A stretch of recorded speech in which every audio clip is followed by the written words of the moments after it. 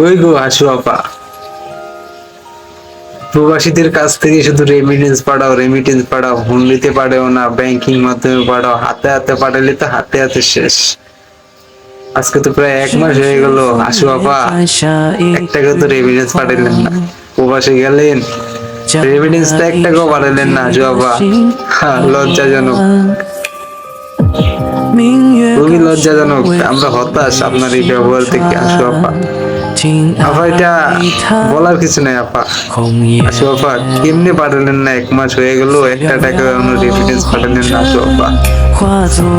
হ্যাঁ আসো আপা। আপা কি করলেন আপা?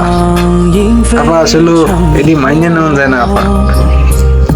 আপা বিদেশ আছেন, জামাইর বাড়িতে আছেন, আপা কি খাইতে আছেন না খাইতে আছেন, আপা কেমনে আছেন না আছেন আপা।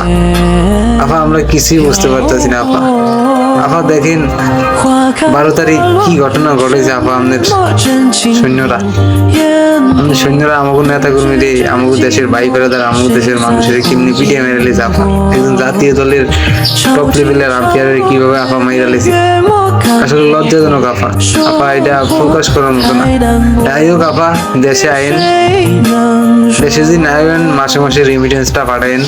দেশের লিগে কোনো কিছু করতে পারেন না, আবার রেমিটেন্সটা পাঠায়েন আপা। আপা ভালো থাকবেন আপা। শেষ আপা।